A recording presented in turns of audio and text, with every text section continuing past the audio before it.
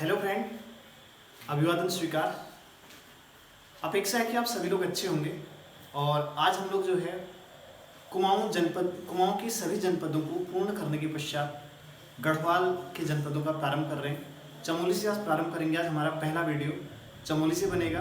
तो दोस्तों, इस पूरी वीडियो को अवश्य ही देखिएगा और मेरे साथ नोट डाउन भी करते रहिए। तो सबसे पहले मैं बात करूंगा चमोली जनपद के इतिहास की। इतिहास की बात करने से पहले सबसे पहले बात करता हूं चमोली जनपद की स्थापना की। तो दोस्तों, जो चमोली जनपद है, चमोली जनपद की स्थापना 24 फरवरी 1960 को हुई थी। और अब मैं बात करूंगा चमोली जनपद के इतिहास की। इतिहास की बात करता हूँ प्राचीन काल। प्राचीन काल की बात करूंगा तो प्रागैतिहासिक काल सबसे पहले मैं चलूंगा। प्रागैतिहासिक काल में आप लोगों ने देखा होगा चमोली जनपद में आप लोगों ने गोरखिया उडियार का नाम सुना होगा। और इसके साथ ही गोरखिया उडियार के साथ ही मैं बात करूंगा तो आप लोगों को पता होगा मलारी से हमें यहाँ से समाधान प्राप्त होते हैं। उसके पश्चात मैं इसके बारे में डिटेल से आपको एक अलग से इतिहास के वीडियो बनाऊंगा। तो उसमें प्रॉपर एक नई प्लेलिस्ट में आप लोगों को इसके वीडियो प्रोवाइड कराऊंगा। दोस्तों, आगे हम लोग बात करने वाले सीधे सीधे कत्यूरी काल की बात करते हैं, जैसे हम लोग कहते हैं कार्तिकेयपुर राजवंश। तो कार्तिकेयपुर राजवंश का भी जो है चमोली में उद्भव होता है, जिसे हम लोग कत्यूरी राजवंश के नाम से भी जानते हैं। और कत्यूरी राजवंश की स्थापना बसंत देव के द्वारा की जाती है। और कत्यूरी राजवंश के पश्चात यहाँ पे बेसिकली जो अगला राजवंश आता है, उस राजवंश को हम लोग यहाँ पे पवार राजवंश के नाम से जानते हैं। पवार राजवंश के नाम से जानते हैं। तो लगभग 8वीं या 9वीं शताब्दी के आसपास यहाँ पे पवार वंश की स्थापना होती है। आप लोगों ने नाम सुना होगा, गढ़वाल में 52 गढ़ हैं और 52 गढ़ थे। तो गढ़वाल के 52 गढ़ों में एक चांदपुर गढ़ था। चांदपुर गढ़ से ही जो है बेसिकली आप लोगों को पता होगा यहाँ पे कनकपाल के द्वारा पवार राजवंश की नींव रखी जाती है। और उसके बाद आगे हम लोग बात करते हैं। यहाँ से हमको बेसिकली गोपेश्वर से हमको त्रिशूल अभिलेख की प्राप्ति होती है, जो कि नागवंश से संबंधित था। इसमें विभुनाग, अंशुनाग आदि राजाओं के नाम जो है अंकित थे, जिनको जो है हालांकि 6वीं शताब्दी का माना जाता है। और इसके साथ ही अगर मैं बात करता हूँ तो गोपेश्वर के त्रिशूल अभिलेख की मैं बात करता हूँ तो गोपेश्वर के त्रिशूल अभिलेख में और नेपाल के शासक अशोक चल का जिक्र हमको मिलता है। अशोक चल के द्वारा उत्तराखंड में आक्रमण किया गया था, ऐसी जानकारी हमको यहाँ से प्राप्त होती है। और उसके बाद आगे हम बात करेंगे यहाँ पे पवार वंश के एकीकरण की। तो पवार वंश के एकीकरण की बात करते हैं तो पवार वंश का एकीकरण अजय पाल के द्वारा किया गया था। और इसके साथ ही फिर लगभग आप सभी लोग जानते हैं 1804 तक यहाँ पे पवार वंश का शासन रहता है। और उसके बाद ये जो है गोरखों के अधीन आता है। और फिर गोरखों के बाद ये जो है अंग्रेज़ों के अधीन आता है। और लगभग 1960 में 24 फरवरी 1960 को चमोली अलग जनपद बनता है। तो ये तो हो गया चमोली के इतिहास के बारे में। और अब हम लोग बात करने वाले हैं चमोली जनपद के भूगोल के बारे में। तो चमोली जनपद की भूगोल की अगर मैं बात करता हूँ तो यहाँ पे को चमोली का जो सबसे ऊपरी क्षेत्र है, ऊपरी क्षेत्र इसका ट्रांस हिमालय में आता है। और इसके जो बीच का क्षेत्र है ये मध्य महान हिमालय के अंतर्गत आता है। और जो इसका निचला क्षेत्र है ये मध्य हिमालय के अंतर्गत आता है। तो दोस्तों, आगे बात करूंगा मैं सबसे पहले इसके क्षेत्रफल। अब बात करते हैं हम लोग चमोली जनपद के क्षेत्रफल की। चमोली जनपद का जो क्षेत्रफल है 8030 किलोमीटर स्क्वायर है। कितना है? 8030 किलोमीटर स्क्वायर है। और चमोली जनपद क्षेत्रफल की दृष्टि से उत्तराखंड का सबसे बड़ा जनपद है। ठीक है, क्षेत्रफल की दृष्टि से उत्तराखंड का सबसे बड़ा जनपद चमोली है। उसके बाद दूसरे नंबर पर आपका आता है उत्तरकाशी। तो दोस्तों, आइए आगे बात करते हैं चमोली जनपद के सीमांकन के बारे में। सीमांकन की अगर हम लोग बात करेंगे तो चमोली जनपद के पूर्व में देखिएगा यहाँ पिथौरागढ़ हो गया, यहाँ पे को आपका बागेश्वर हो गया, और इधर अल्मोड़ा, और फिर यहाँ पौड़ी, रुद्रप्रयाग, उत्तरकाशी, और ऊपर बात करेंगे हम लोग तिब्बत की। दोस्तों, सबसे पहले इसके पूर्व में अवस्थित है पिथौरागढ़ जनपद। पिथौरागढ़ जनपद की स्थापना भी 24 फरवरी 1960 को हुई थी। ये इसके पूर्व में अवस्थित है। उसके बाद हम लोग बात करने वाले हैं इसके नीचे बागेश्वर की। तो बागेश्वर जनपद की स्थापना जो है 1997 में हुई थी। उसके बाद अगला जनपद इसके दक्षिण में आता है अल्मोड़ा। तो दोस्तों, कमेंट सेक्शन में लिखिएगा अल्मोड़ा जनपद की स्थापना किस वर्ष हुई थी। ठीक है, आगे बात करते हैं यहाँ पे पौड़ी जनपद। यहाँ पे अगर हम लोग इसे कहेंगे दक्षिण पश्चिम के नाम से जानते हैं, तो इसके दक्षिण पश्चिम में पौड़ी जनपद अवस्थित है। और पौड़ी जनपद की स्थापना 1840 में हुई थी और पौड़ी जनपद उत्तराखंड का सबसे पुराना जिला है। फिर आगे बात करेंगे रुद्रप्रयाग। रुद्रप्रयाग इसके पश्चिम में अवस्थित है और रुद्रप्रयाग की स्थापना होती है आपकी 1997 में, यानी कि बागेश्वर के साथ, चंपावत के साथ। फिर अगला जनपद आता है आपका उत्तरकाशी जनपद कहते हैं, और उत्तरकाशी जनपद की स्थापना भी 1960 में की जाती है। तो पूर्व में इसके कुमाऊं के 3 जिले आ जाते हैं, लगभग पूर्व में कुमाऊं के 2 जिले हो गए और एक दक्षिण में हो गया, और पश्चिम में जो है उत्तरकाशी हो गया, और रुद्रप्रयाग के गढ़वाल के जिले आ जाते हैं, गढ़वाल मंडल के। और इसके दक्षिण पश्चिम की मैं बात करता हूँ तो इसके दक्षिण पश्चिम में पौड़ी जनपद आ जाता है, ठीक है। तो फिर आगे बात करते हैं इसके उत्तर की बात करते हैं, तो इसके उत्तर में तिब्बत है। क्या है? तिब्बत है, जो कि चीन के आधिपत्य में अवस्थित है। तो दोस्तों आइए अब आगे बात करते हैं यहाँ के प्रशासनिक इकाई की। प्रशासनिक इकाई की बात करेंगे तो यहाँ पे कुल 3 विधानसभा क्षेत्र हैं। कितने विधानसभा क्षेत्र हैं? 3 विधानसभा क्षेत्र हैं, और उन 3 विधानसभा क्षेत्रों में पहला आपका आता है थराली, दूसरा आपका आता है कर्णप्रयाग, और तीसरा आपका आता है बद्रीनाथ। तो इसमें जो थराली विधानसभा सीट है वह जो है अनुसूचित जाति के लिए आरक्षित सीट है, इस बात को आप लोग ध्यान रखिएगा, और बाकी जनरल के लिए है, ठीक है। उसके बाद आगे हम लोग बात करते हैं यहाँ पे कुल जो विकासखंड हैं, विकासखंडों की संख्या की बात करेंगे तो यहाँ पे कुल 9 विकासखंड हैं, और यहाँ पे कुल 12 तहसील हैं। 12 तहसीलों की बात करेंगे तो गैरसैंण हो गया, थराली हो गया, देवाल हो गया, नारायणगढ़ हो गया, फिर आदिबद्री, फिर आपका कर्णप्रयाग। कर्णप्रयाग के बाद फिर पोखरी, फिर आपका चमोली, नंदप्रयाग हो गया, घाट हो गया, और जो 11वीं तहसील है जोशीमठ हो गई, और जो इसकी 12वीं तहसील का नाम है वो आप लोग नीचे कमेंट सेक्शन में अवश्य लिखिएगा, ठीक है। तो दोस्तों आगे बात करते हैं चमोली जनपद की।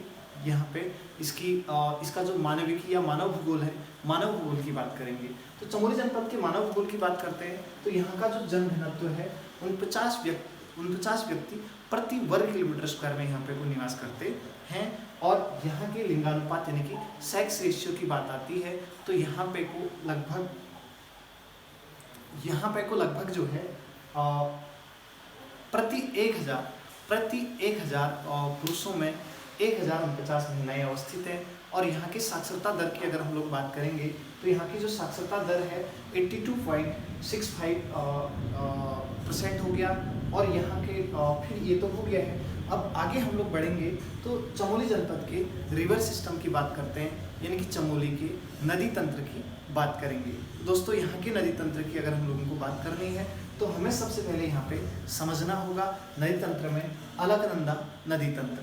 अलकनंदा नदी तंत्र की मैं बात करूंगा तो यहाँ पे देखिएगा अच्छे से और अपने साथ नोट बनाते रहिएगा, ठीक है। तो दोस्तों यहाँ पे सबसे पहले जो आपका अलकनंदा नदी है, अलकनंदा नदी की कुल लंबाई सतोपन ग्लेशियर से लेकर के ये देवप्रयाग तक 195 किलोमीटर है, और किन्हीं स्रोत में इसको 190 किलोमीटर भी दिया गया है, ठीक है। तो दोस्तों आगे बात करते हैं, ठीक है। और एक और दोस्तों कमेंट सेक्शन में लिखिएगा उत्तराखंड की सबसे लंबी नदी कौन सी है, ठीक है। तो यहाँ पे आप लोगों को पता होगा यहाँ पे 2 ग्लेशियर हैं, 2 ग्लेशियर, इसे हम लोग बोलते हैं खर्क भागीरथी ग्लेशियर, खर्क भागीरथी ग्लेशियर के नाम से जानते हैं। और इसे हम लोग बोलते हैं सतोपंत ग्लेशियर, ठीक है, सतोपंत ग्लेशियर बोलते हैं। इसी के पास में एक सतोपंत पर्वत भी है, ठीक है, सतोपंत पर्वत है। और फिर इसके नीचे हम लोग बात करेंगे, आगे बढ़ेंगे तो यहीं पे कोई एक सरोवर है जिसे हम लोग बोलते हैं त्रिशी सरोवर, क्योंकि इसके 3 कोने हैं इसलिए इसको क्या कहा जाता है, त्रिशी सरोवर कहते हैं। और त्रिशी सरोवर में आप लोगों को पता होगा ब्रह्मा, विष्णु, महेश यानी कि त्रिदेव, उनके द्वारा क्या की गई थी यहाँ पे को इसकी जो है यहाँ पे तपस्या की गई थी। और उसके बाद हम लोग आगे बढ़ते हैं, आगे बढ़ेंगे तो यहाँ पे जो सबसे पहले इसमें मिलने वाली नदी है, इस नदी की अगर हम लोग बात करते हैं तो ये प्रॉपर इसे हम लोग कहते हैं, ये इसका उद्गम होता है रत्ताकोना से। कहाँ से होता है? रत्ताकोना के पास से होता है। और इस नदी का नाम है सरस्वती नदी। क्या नाम है? सरस्वती नदी हो गया, ठीक है, सरस्वती नदी।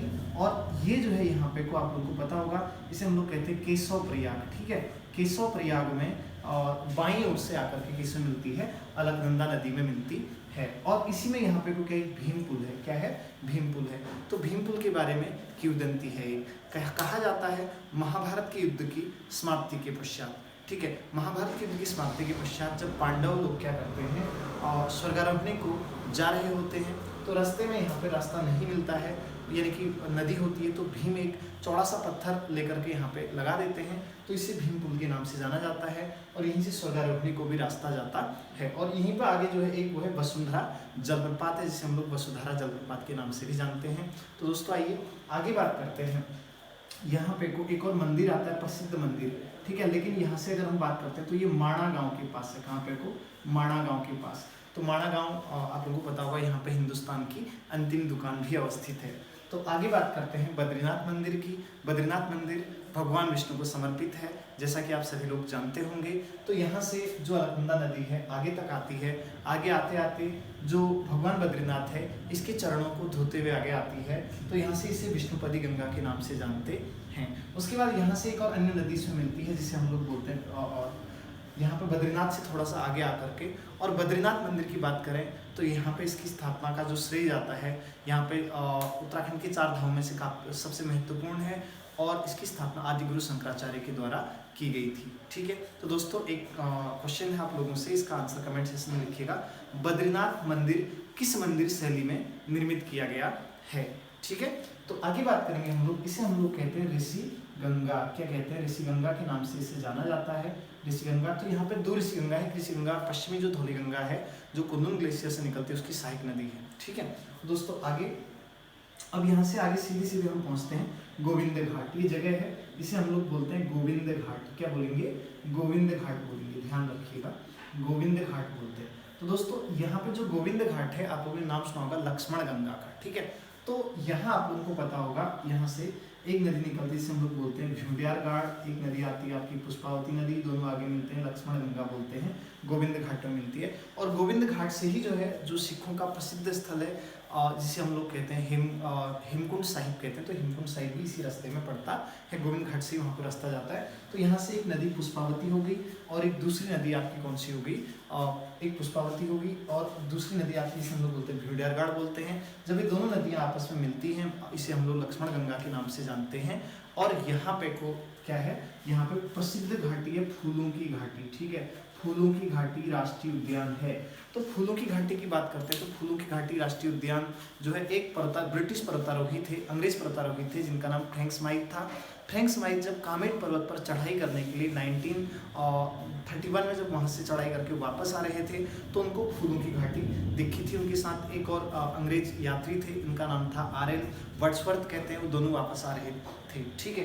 तो उसके बाद 1937 में पुनः जो है, जो फ्रैंक स्माइथ होते हैं, वो फूलों की घाटी में जाते हैं। और उसके बाद जब फूलों की घाटी में जाते हैं, तो 1938 में उनकी एक पुस्तक प्रकाशित होती है, जिसे हम लोग बोलते हैं द वैली ऑफ फ्लावर के नाम से जानते हैं। और वहाँ पे लगभग 500 से अधिक प्रजाति के पुष्प वहाँ पे मिलते हैं, फूलों की प्रजातियाँ वहाँ पे मिलती है। और फूलों की घाटी जो राष्ट्रीय उद्यान है, उसकी स्थापना 1982 में की गई थी, और इसे वर्ष 2005 में, ठीक है, वर्ष 2005 में इसे यूनेस्को की वर्ल्ड हेरिटेज उसमें शामिल किया गया था, ठीक है। यूनेस्को की वर्ल्ड हेरिटेज साइट में उसको शामिल किया गया था। और इसके साथ ही अगर हम लोग आगे बात करेंगे, फिर गोविंद घाट से आगे बढ़ते हैं, सीधे सीधे हम लोग यहाँ पे आगे बढ़ते हैं, तो यहाँ पे हम विष्णुप्रयाग कहते हैं। इसका नाम क्या है? विष्णुप्रयाग, ध्यान रखिएगा, विष्णुप्रयाग। यह पंच प्रयागों में उत्तर से लेकर के दक्षिण के क्रम में पहला प्रयाग है, और यह ऐसा प्रयाग है जनशून्य क्षेत्र, यहाँ पे कोई लोग निवास नहीं करते हैं। तो दोस्तों आगे बढ़ते हैं, यहाँ पे को विष्णुप्रयाग की बात करेंगे, तो यहाँ पे को 2 नदी हैं दोस्तों। एक नदी, इसे हम लोग बोलते हैं, ये आपको नाम देखा होगा, एक कुंदुम ग्लेशियर। क्या नाम है इसका? कुंदुम ग्लेशियर है। तो कुंदुम ग्लेशियर से, ठीक है, कुंदुम ग्लेशियर से बेसिकली एक नदी आती है, जिसका नाम, जिसे हम लोग विष्णुप्रयाग, ध्यान रखिएगा, प्रयाग अच्छे से लिखिएगा, कुंदुम ग्लेशियर। तो कुंदुम ग्लेशियर से हमारी, जिसे हम लोग बोलते हैं धौली गंगा, पश्चिमी धौली गंगा, ठीक है, इसे हम लोग बोलते हैं पश्चिमी धौली गंगा बोलते हैं। धौली गंगा, यहीं से रास्ता माणा को भी जाता है, ध्यान रखिएगा, सॉरी, मलारी को भी रास्ता जाता है। और ये दूसरी नदी आती है आपकी, इसे हम लोग बोलते हैं ऋषि गंगा सेकेंड, ठीक है, ऋषि गंगा बोलते हैं इसको भी। तो दोस्तों यहाँ पे कोई रैणी नामक गांव है, कौन सा गांव है? रैणी गांव है, ठीक है। तो रैणी गांव में इन दोनों नदियों का उद्गम होता है, सॉरी, दोनों नदियों का संगम होता है। तो दोस्तों जो रैणी गांव है, रैणी गांव की अगर मैं बात करता हूँ, तो आप लोगों ने सुना होगा, चिपको आंदोलन के लिए काफी प्रसिद्ध था, जो कि 1974 में चला हुआ था, गौरा देवी के तत्वाधान में, ठीक है।